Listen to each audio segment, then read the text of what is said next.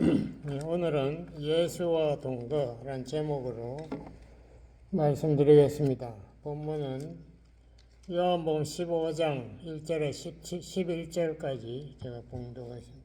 신약성경 174페이지. 내가 참 포도나무여 내 아버지는 그 농부라. 물은 내게 있어 과실을 맺지 아니하는 가지는 아버지께서 이를 제해버리시고 무릇 과실을 맺는 가지는 더 과실을 맺게 하려 하여 이를 깨끗게 하시느니라. 너희는 내가 일러준 말로 이미 깨끗하였으니 내 안에 거하라.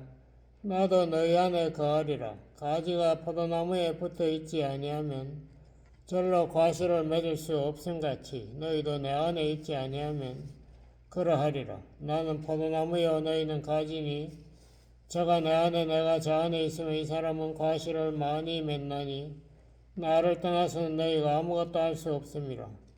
사람이 내 안에 거하지 아니하면 가지처럼 밖에 버리워 말라지나니 사람들이 이것을 모아다가 불에 던져 사르느니라. 너희가 내 안에 거하고 내 말이 너희 안에 거하면 무엇이든지 원하는 대로 구하라. 그리하면 이루리라. 너희가 과실을 많이 맺으면 내 아버지께서 영광을 받으실 것이요 너희가 내 제자가 되리라. 아버지께서 나를 사랑하신 것 같이 나도 너희를 사랑하였으니 나의 사랑 안에 거하라. 내가 아버지의 계명을 지켜 그의 사랑 안에 거하는 것 같이 너희도 내 계명을 지키면 내 사랑 안에 거하리라. 내가 이것을 너희에게 이르면 내 기쁨이 너희 안에 있어 너희 기쁨을 충만하게 하려 함이라. 아멘. 제가 이 말씀을 준비하면서 참 마음에 예수님께 대해서 죄송한 마음이 많이 생기더라고요. 정말 예수님과 내가 동거하는가? 동거한다면은 늘 대화가 있어야 될 거 아니에요. 한 집에 같이 사는데. 근데 제가 아무리 생각해 봐도 내가 예수님과 하루에 뭐 몇 번씩 대화한 적도 있나 이런 생각이 들더라고요. 너무 매일 뭐 바쁘게 왔다 갔다만 하지. 정말 이 말씀이 저한테 꼭 필요하다 이런 생각도 했습니다. 15장 2절에 보면은 이스라엘이 하나님께서 심은 귀한 포도나무인데 그 열매가 가짜다. 이 열매가 엉터리 열매다. 그래서 하나님께서 귀한 열매를 맺게 하려고 여러 가지 이제 관리를 뭐 전지 같은 거 가지를 죽은 가지 자르고 하는 그런 거를 하고 있다는 말씀도 하셨는데 이사야 5장 1절에 7절에도 똑같은 말씀이 있습니다. 이스라엘 하나님이 극상품 포도나무로 심었지만은 덜 포도만 맺었다라고 이렇게 하나님께 한탄하고 계시는데 하나님께서 원하시는 열매는 무엇인가? 우리가 당장 생각할 수 있는 게 우리가 그리스도의 성품을 닮아야겠다. 혹은 성령의 열매를 맺어야겠다. 우리가 그런 생각을 할 수 있죠. 우리가 이 예수님의 성품 이걸 한마디로 요약하기가 쉽지 않은데요. 여기 7절에 이사야 15장 7절을 한번 봉독하겠습니다. 거기 보면 또 그걸 요약해서 나오니까.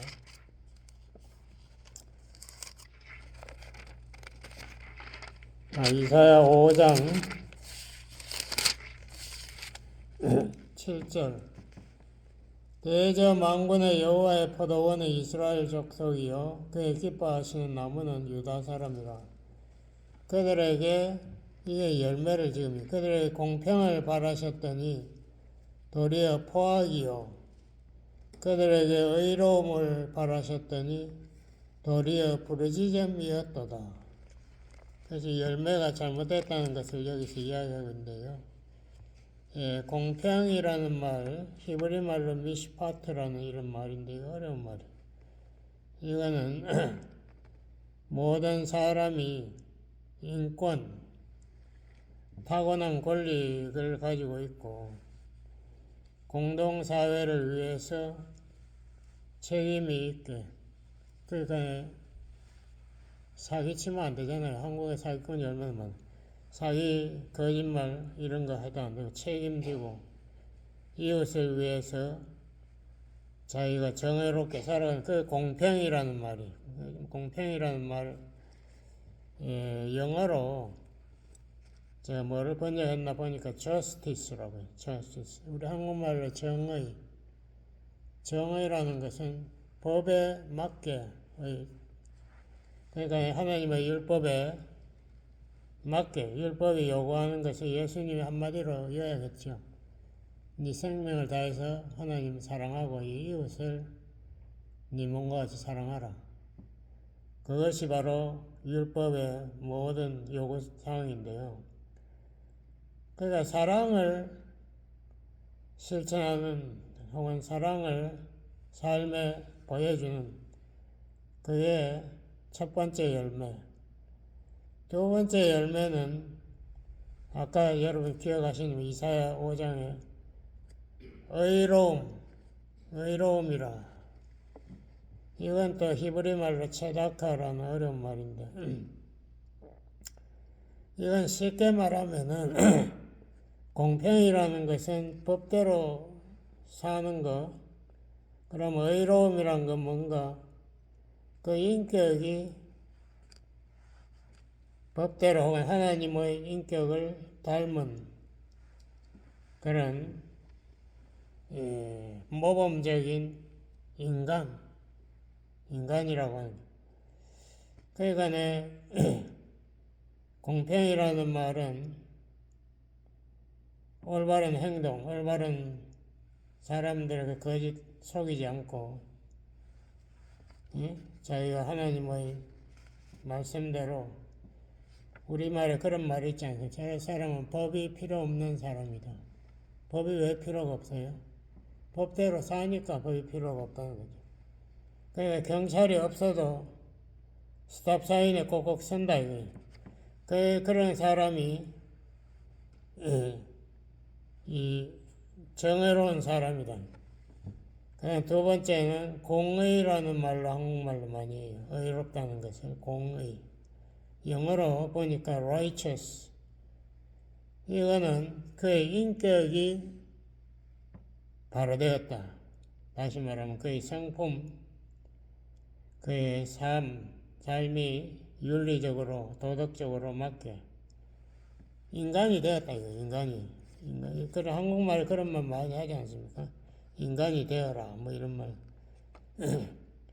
인간같이 정말 제대로 된 사람이 지도자가 나와야 되는데 전부 거짓말하고 사기꾼들만 나와가지고 서로 지도자 한다고 자기의 어떤 권리를 내세우려고 하는, 그게 인격이 안 된 거잖아요. 우선 예수님이 그랬죠. 내가 너희들 다스리려고 온 것이 아니라 너희 섬기려고 종으로 왔다.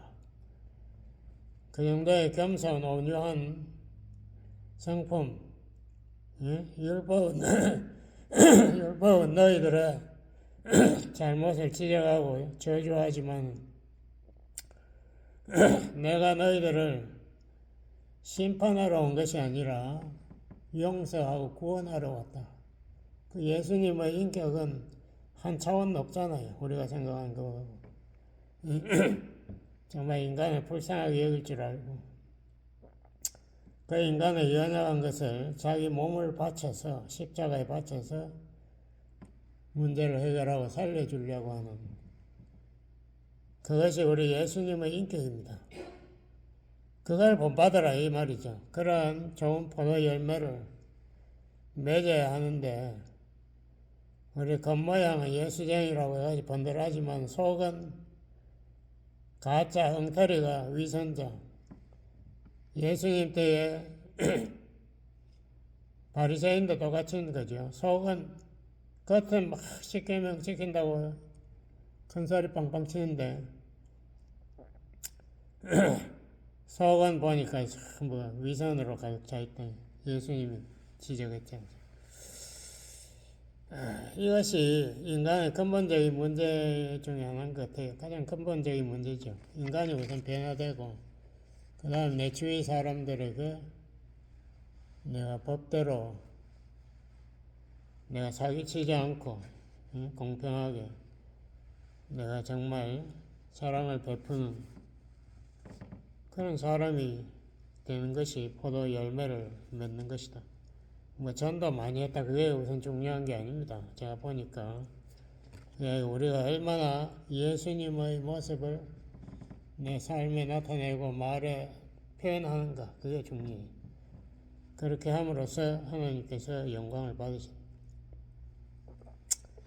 그래서 우리 하나님은 그런 열매를 맺지 못하는 나무를 어떻게 하는가? 여기 15장 2절에 보니까 처음에는 장가지를 잘라주겠다. 전지한다. 그 열매를 나무 여러 과일 나무 보면 그렇지, 장가지 꽃도 안 피는 가지들이 있어요. 그런 거 잘라버려야지. 거기에 놔두면은 그게 영양분을 빨아들이기 때문에 나중에 복숭아가 커지지 않아요. 그런 문제가 있죠. 그 전지를 하나님께서 하신다. 그래서 정말 이웃을 위해서 희생할 생각이 없는 그런 인간은 하나님 나라에 필요 없다는 거예요. 하나님께서 너 교회 나가지 마 이렇게 하시는 것 같아요. 그렇게 우리가 정말 예수님의 성품을 닮아가야지. 하나님 나만 복 주세요. 내 가족만 건강하게 해주세요. 이렇게 뭐 삼박자 어쩌고 이런 식으로 자기만 잘 되겠다는 교인들이 너무 많아요. 그런데 그런 사람들 하나님께서 절대 기뻐하시지 않을 것 같아요. 제가 생각에는 제가 확신이 있는데요. 그런 사람들 하나님이 받아들이지 않습니다. 그럼 예수님이 부자로 왔지 왜 그렇게 가난하게 왔어요? 가난한 사람들을 섬기려고 가난하게 오신, 가난한 사람을 위해서 오신 거고 죄인을 위해서 왔다. 의사가 병자를 치료하러 왔지 내가 건강한 사람 위해서 오지 않았다. 우리가 그걸 잘 깨달아야 되겠습니다. 그래서 우리가 하나님 앞에 예수님을 닮아가는 삶이 무엇인가 심각하게 생각하면서 우리가 매일의 삶에서 예수님과 대화를 해야 되겠다. 제가 그걸 참 많이 느꼈습니다. 내가 멍하게 이렇게 있을 게 아니라 내가 이 순간에 예수님에게 물어보고 예수님의 뜻을 내 삶에 실천하는 노력을 해야 되겠다. 아무런 대화도 없이 하루 그냥 지나는 날이 얼마나 많습니까? 제가 정말 그 심각하게 생각했어요. 그래서 기도라는 것이 쉬지 말고 기도해야 되는구나. 그냥 기도해야 되는구나. 예수님과 우리 하나님, 예수님, 성령님은 우리와 교제하기를 좋아하신다. 요한일서에 나온 우리가 사귀려고 코이노니아. 교제의 핵심은 대화입니다. 쳐다보지도 않으면서 하루 지나가 버리면 정말 예수님에게 너무 죄송한 거죠. 방구석에 그냥 모셔놓고 내 할 짓 다 하고 예수님은 뭐 하시니 관심도 없고 이것이 우리의 정말 잘못된 신앙이다. 이 예수님과 동거하라는 예수님이 그랬지 않습니까? 내 안에 거하라. 나는 너희 안에 들어가겠다. 예수님이 직접 요한복음 15장 4절에 그렇게 말했어요. 내 안에 거하라. 나도 너희 안에 거하리라. 이 예수님 말씀을 우리가 무시해버리고 나는 내 멋대로 살겠다. 그러다가 문제가 생기면 또 막 하나님 찾고 이런 믿음이라는 것은 하나님이 우리의 무슨 문제 해결사가 아니기 때문에 우리의 신앙의 어떤 접근 태도랄까 방향이 근본적으로 잘못된 거예요. 무슨 문제가 생기면 해결해 주는 요술방망이, 뭐 필요하면 그걸 뚝딱 해서 나오게 하는 분. 한국 기독교가 그런 거잖아요. 그냥 기복신앙이라 해가지고 예수 믿으면 부자 돼요, 건강해요, 장수해요, 뭐 자식들도 잘 돼요, 뭐 이따위 소리나 자꾸. 우리 기독교가 근본적으로 뭔가 잘못되어 있어요. 그래서 우리가 예수님이 여기 말씀 15장 3절에 보니까 너희는 내가 일러준 말로 이미 깨끗하였으니, 이 말을 예수님이 베드로에게도 했습니다. 베드로 제 아들 발을 씻으니까 베드로가 너무 죄송해가지고 내 발 절대 못 씻습니다, 못 자고 하니까 예수님이 그랬지요. 네 발을 내가 씻지 않으면 네하고 내하고 아무 관계가 없다. 와, 이게 정말 무슨, 우리가 서로 섬기는 관계가 아니면 아무 관계가 아니다. 서로 사랑한다는 말은 섬긴다는 말. 서로 섬기고 상대방을 위해서 기도하고 상대방의 이야기를 들어주고 이러한 것이 필요한데, 전혀 그게 없으면은 그게 정말 사랑하는 관계인가? 그것도 의심스러워요. 그 베드로가 너무 죄송하니까 예수님 제 발을 절대 씻으면 안 된다. 예수님이 그러니까 내가 네 발을 씻지 않으면 내하고 아무 관계가 없다는 말을 듣고 베드로가 충격을 받았는지, 그럼 내 머리부터 다 몸을 다 씻어주세요. 이렇게 또 베드로는 감정이 앞선 사람이니까 그렇게 이야기하고 예수님이 너는 이미 내 말로 다 깨끗해졌다. 목욕했으니까 깨끗하니까 발만 씻어라. 하루 자백하지 않은 죄나 자백하고 네가 나와 관계를 유지하면 된다. 그래서 우리가 벌써 예수님의 말씀을 믿음으로 우리의 죄사함을 받았습니다. 그게 바로 신학적인 용어로 칭의라. 하나님이 우리를 의롭다고 부르신다는 칭의. 그러니까 내 엉터리 예수쟁이들은 자기가 율법을 다 지켜 십계명 다 지켜야 하나님 앞에 인정받는다 뭐 어쩌고 저쩌고 그렇게 엉터리 주장을 하는데 그건 이단입니다. 그런 거 성경에 없어요. 아무도 십계명 다 못 지킵니다. 십계명 어떻게 매일 다 지켜요? 그 우리가 말 거짓말 하나도 없는 게 언제 있나? 우리가 언제 하나님만 영광을 돌리고 우리가 언제 그렇게 진실하게 살았나? 마음에 악한 생각이 운천운천 솟아올 때가 얼마나 많아요. 우리는 죄의 종이니까 자꾸 죄를 짓는 거예요. 그것을 인정하고 하나님 앞에 자백을 해야지, 죄를. 속죄는 이미 받았습니다. 그렇지만 하나님과의 교제가 깨지기 때문에 사귐이 이게 문제가 되거든요. 죄가 딱 가로막아요. 그러니까 죄를 자백하면 된다. 요한일서 1장 9절 만약 우리가 우리 죄를 자백하면 저는 미쁘시고 의로우사. 미쁘다는 말은 신실하고 항상 약속을 지킨다. 우리의 죄를 이미 십자가에 다 해결했으니까 또 우리의 모든 죄를 다 깨끗하게 씻어주신다. 요한일서 1장 9절.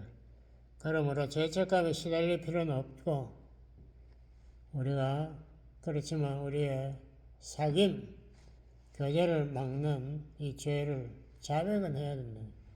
하나님 죄송해요. 탕자가 돌아왔을 때 탕자 아버지 벌써 탕자 죄 다 용서했잖아요.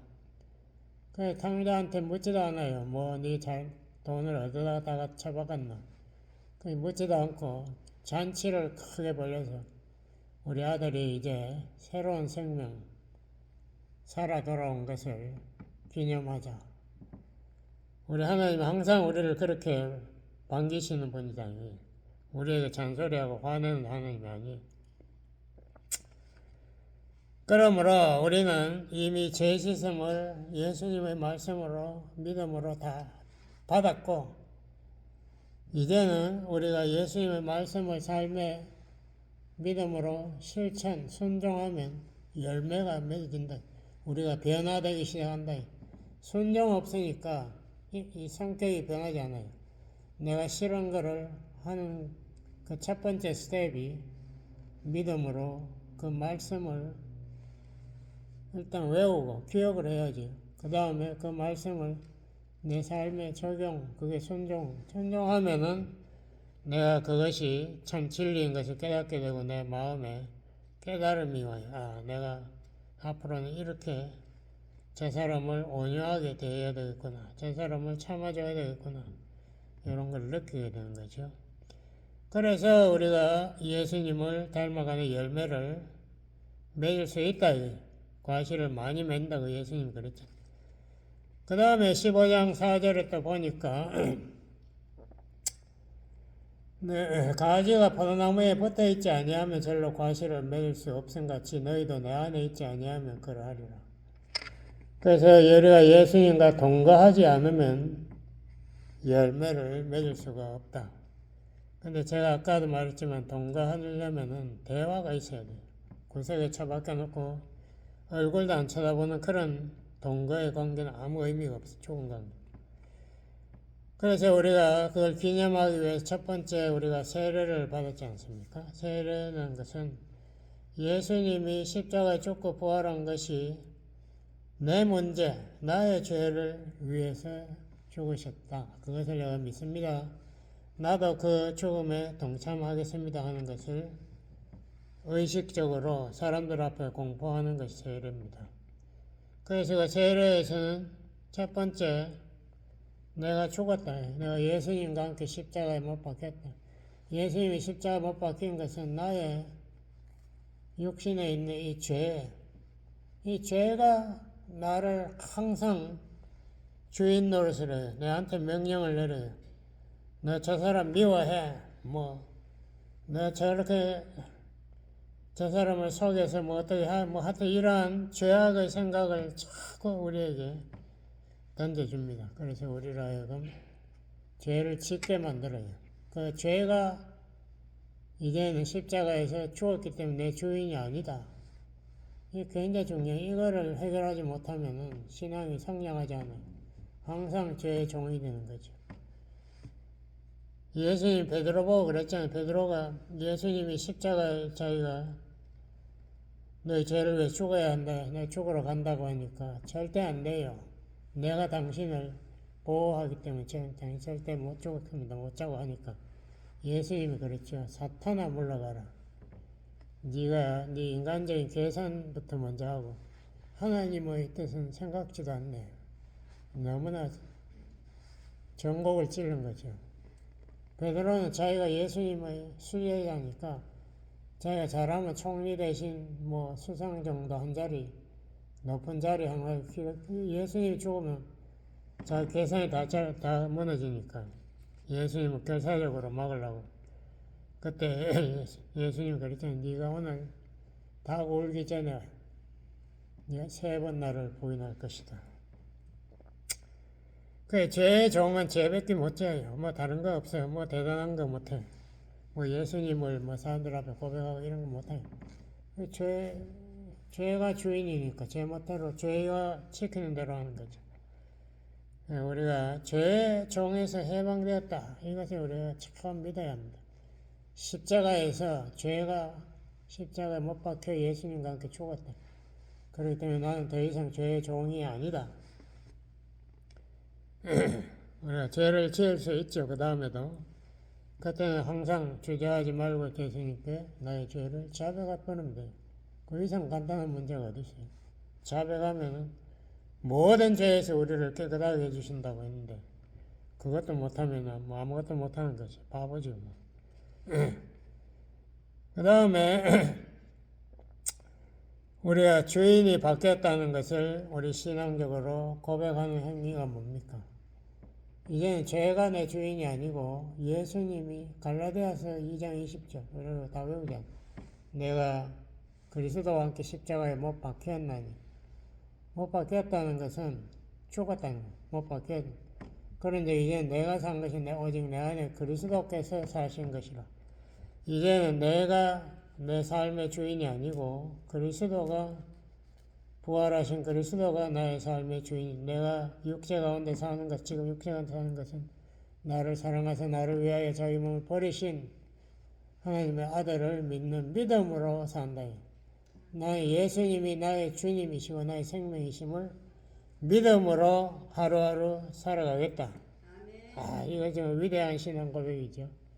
이렇게 믿음으로 우리도 살아야 합니다. 예수님과 동거한다는 것은 믿음의 삶, 하나님의 말씀이 있어야 믿죠. 뭐 아무거나 한번 믿나? 하나님의 말씀을 아까 요한복음 15장 7절에 중요한 말씀. 너희가 내 안에 거하고 내 말이 예수님의 말이 너희 안에 거하면 그러니까 예수님이 우리 안에 거한다는 것은 예수님의 말씀이 우리 안에 거한다는 것 똑같은 말이에요. 그러면은 무엇이든지 원하는 대로 구하라. 기도하면 다 응답하겠다.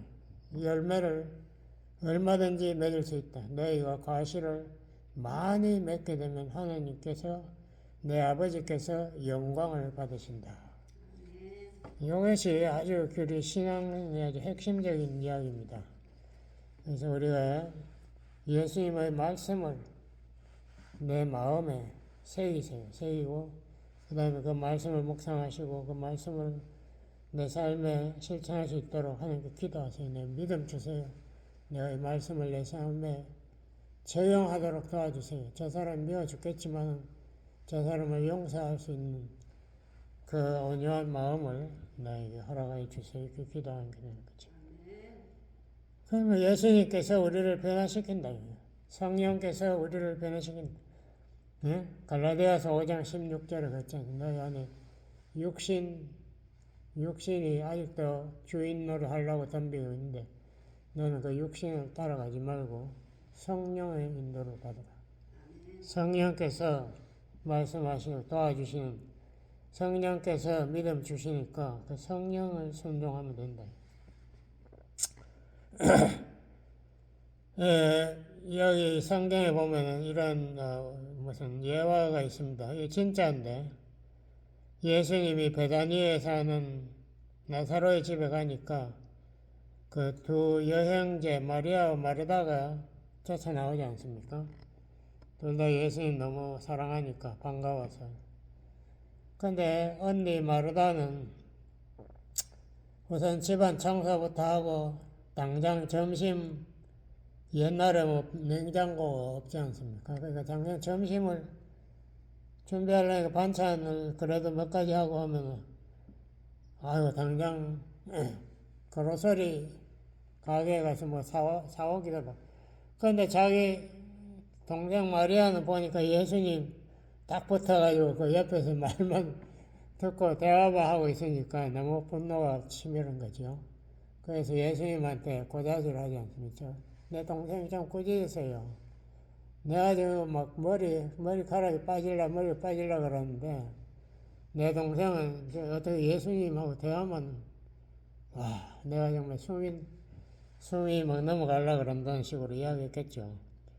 그때 예수님이 그랬지 않습니까? 너 반찬 숫자 세지 마라. 그게 내한테 먹으러 온 게 아니다. 반찬 숫자가 네 머릿속에 꽉 차 있으니까 네 마음이 분주하고 은혜가 없는 거야. 이제는 네 여동생을 네가 좀 보고 배워라. 내가 원하는 것은 네가 나와 성령 안에서 이 말씀의 대화를 해서 은혜 받는 거다. 그래서 네 마음에 기쁨과 평안과 사랑이 넘쳐야지 네 마음이 분주하면은 내가 어떻게 너를 도와줄 수 있느냐. 마태 예수님이 이렇게 마르다를 꾸짖었습니다. 마르다가 뭐 잘못했다고 꾸짖은 게 아니라 우선순위가 틀렸다 이거 우선순위. 먼저 우리가 집에 주인의 눈치부터 봐야지 내가 생각하는 우선순위부터 하려고 덤비면 하루 종일 바빠요. 그럼 뭐 마음에 뭐 분주하니까 뭐 해결이 안 되죠. 마음에 막 무거운 짐을 진 것 같이 하루 저녁에 피곤하고 그래요. 그것이 아니라 기뻐져야 될 거 아니에요. 그러려면 첫 번째 예수님과의 기도와 말씀의 시간이 먼저 있어야 내 마음이 분주함에서 해방된다. 그래야 내 마음이 하나님의 은혜로 가득 차게 된다. 우리가 예배에 대해서 제가 조금 이야기 드리면은, 예배라는 것의 주인공은 역시 하나님 아닙니까? 우리가 하나님의 그 위대하심, 그 엄청난 사랑, 은혜, 긍휼, 자비를 우리가 묵상하는 거예요. 묵상하면서 이 위대하신 하나님께 내가 감사와 찬양을 드려야 되겠다. 이게 예배지 뭐. 예배가 딴 게 아니고. 시편 103편 우리가 시간이 뭐 그렇게 읽을 시간이 뭐 그렇긴 모르겠지만은 그래도 시편에 보면은 예배에 대해서 많이 나와요. 제가 뭐 조금씩 읽어가면서 시편 103편 8절부터 제가 읽어보겠습니다. 8절을 여호와는 자비로우시며 은혜로우시며 우리 하나님의 상품을 한마디로 이 한가위 출애굽기 34장 이 10절에 나오는 이 말씀이 여호와 하나님은 자비로우시며 은혜로우시며 노하기를 더디하시며 그러니까 하나님 제가 그런 거 옛날에 생각했어요. 이야 구약의 율법이 이게 뭐 700가지가 된다는데 이거 내가 어릴 때마다 하나님 화내면 하나님 하루 종일 화만 내고 있나? 뭐 그런 의심도 들더라고요. 근데 여기 그러는데 노하기를 더디하신 화잘 안 내는 상품을 가지셔서 화를 안 내는 거지. 우리 하나님이 인간을 보고 계속 화를 내시려면 하나님 정말 하루 종일 화만 내고 노하기를 더디하시며 인자하심이 풍부하시도다. 우리 하나님은 사랑과 자비와의 긍휼이 풍부하신 분. 항상 경책지 아니하시며 이 말이 너무 어려워. 한국말은 무슨 말? 항상 경책지 아니하시면 무슨 말인지 알겠습니까? 그러니까 항상 계속해서 율법대로 우리를 야단치시지 않는다. 항상 경책만 하시는 분이 아니다. 이 말이. 노를 영원히 품지 아니하시리로다. 그러니까 하나님이 화를 냈다고 해서 계속 그 사람 미워하고 싫어하고 이렇게 벌을 주고 이런 게 아니고 노를 금방 스탑! 더 이상 하나님 화를 안 내신다. 다윗이 막 살인하고 간음하고 발광을 펴도 하나님께서 그를 벌 주는 데만 정신 빠지는 게 아니고 그 다음에 또 그 사람을 살려주고 또 회개의 기회를 주지 않습니까? 그러니까 너를 영원히 품지 않는다. 우리의 죄를 따라 처치하지 아니하시며 우리의 죄악을 따라 갚지 아니하셨으니 하늘이 땅에서 높은 같이 그 경외한 자에게 인자하심이 크심이로다. 그러니까 우리 하나님의 인자하심은 하늘보다 높다. 그 다음에 뭐 12절 또 같은 이야기 하는데 왜 그런가? 우리 인간이 너무나 연약하고 우리가 흙으로 만드는 이 연약한 인생, 풀과 꽃 같은 인생이다. 그러므로 하나님께서 우리에게 그의 사랑을 영원히 베풀어서 우리를 살리신다. 뭐 그런 이야기가 좀 나옵니다. 우리가 하나님을 묵상하려면 이런 시편 103편 혹은 뭐 시편 63편 이런 거 읽어보면요. 참 마음이 은혜가 확 들어와요. 우리 하나님이 인간하고 너무 다르셔. 와, 이 위대한 하나님을 내가 묵상하고 찬양해야 되겠다. 이 예배. 그런데 시편 63편에 보니까 마지막에 모든 천군 천사들이여 보좌의 하는 하나님을 송축하라. 송축한다는 말은 무릎을 꿇고 엎드려 하나님께 감사와 찬양과 영광을 돌리는 천사들부터 먼저 너희들 송축하라. 그 다음에 모든 하나님의 피조물, 창조물 다 하나님을 송축하라. 이런 말입니다. 하나님 너무나 위대하시니까 우리가 하나님의 모습을 보기만 해도 내 마음에 하나님의 그 은혜로우심과 자비로우심이 가득히 차들어오는 거예요. 그것을 볼 때 내가 하나님을 감사하고 찬양한다. 에베소 2장 여러분 8절 이하가 우리가 어떻게 구원받는가를 이야기하지 않습니까? 우리가 하나님의 은혜로, 그게 제일 중요한 말이에요. 은혜. 은혜라는 말을 제가 여기에서 제가 설명을 잠깐 해볼게요. 긍휼이라는 말은 제일 처음에는 하나님의 정의, 아까 말한 거 justice 있죠. 정의라는 말은 우리가 마땅히 받아야 될 것을 주는 것. 그러니까 하나님의 정의로 하면은 우리는 지옥에 직행하는 것이 하나님의 정의. 그래서 예수님이 십자가에서 대신 벌을 받았잖아요. 그 다음에 긍휼이라는 것은 우리가 받아야 할 벌을 안 받는 것. 제가 쉽게 말하면 순경들 무섭잖아. 순경 내가 교통법규를 어겨가지고 나에게 티켓을 주려고 들고 올 때 그때 무섭잖아요. 근데 그 사람이 웃으면서 내가 한번 봐줄게. 다음부터 하지 마. 뭐 이렇게 하는 것이 긍휼이. 그 다음에 세 번째가 은혜. 은혜는 내가 받을 자격이 없는데 주는 게 은혜. 그러니까 이 세 개 중에 은혜가 제일 좋은 거예요. 내가 시험에 떨어진 사람은 그거 느낄 거예요. 내가 시험 떨어졌는데 합격에 딱 올라 있으면 얼마나 기뻐요. 그게 은혜예요. 우리가 하나님의 자녀가 될 자격, 뭐 구원받을 자격도 없는데 구원받았다, 이렇게 의롭다, 거룩하다, 하나님의 자녀다라고까지 불러주니까 우리가 하나님의 은혜를 죽을 때까지 영원토록 찬양해야 되는 거죠. 근데 에베소 2장 7절에 이렇게 써놨더라고요. 6장 7절. 그리스도 예수 안에서 우리에게 자비하심으로써 그 은혜의 지극히 풍성함을 오늘 여러 세대에 나타내려 하심이니라. 그래서 하나님께서 우리를 그 은혜로 자격이 없는데 그 은혜로 구원하셨다. 그리고 그 은혜로 우리에게 믿음을 주셔서 예수님을 믿게 했다. 이게 에베소 2장 8, 9절. 그리고 10절에는 그래서 궁극적으로 하나님이 우리로 하여금 선행을 할 수 있게 우리를 만들려고 이렇게 하셨다.